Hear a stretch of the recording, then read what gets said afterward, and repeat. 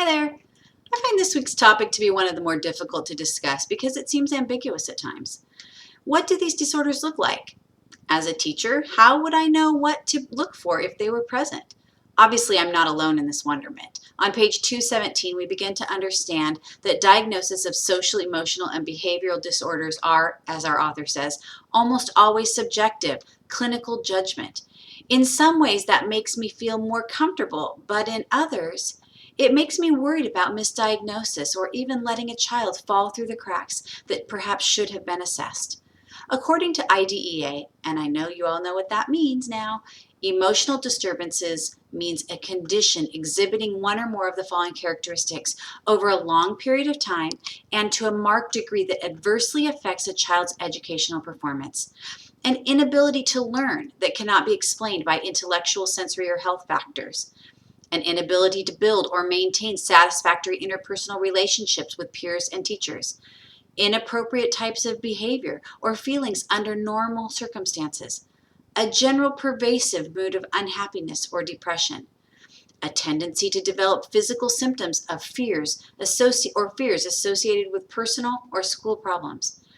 Emotional disturbances include schizophrenia.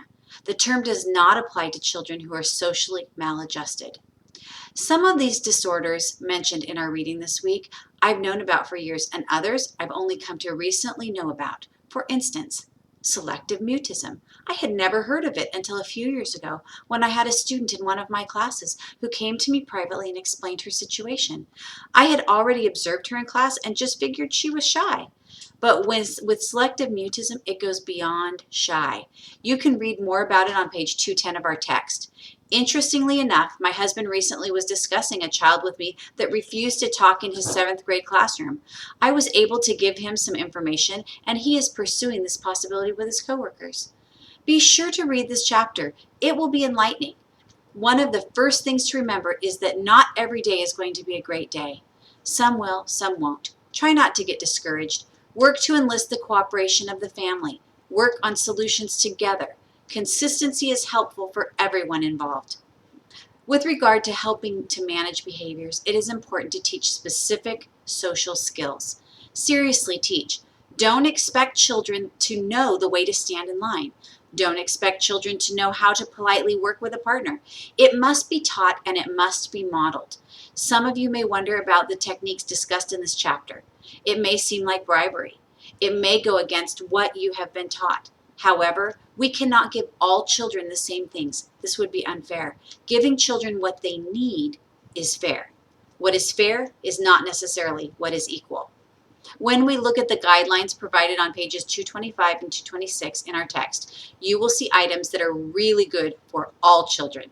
None of these items would cause a problem with the children in your classroom, but I did want to focus on number 11 for a moment. Intervene early. Helping divide up a group as they discussed is fine. However, in most cases, when children have a disagreement, we would want to stand close by and see if they worked it out on their own. In the case of children with social, emotional, and especially behavioral disorders, you may have to be prepared to step in much sooner. Children can learn a great deal about self-regulation and behavior management as they deal with situations. However, in many cases, they will need coaching and instruction before these types of situations arise. There are several great programs to help children learn to be in touch with their feelings. Second Step is a great program that helps children work through conflicts. As we discussed earlier in the course, the CEPHL site also has wonderful resources. Have a great week, and please contact me if you have any questions about our upcoming assignment.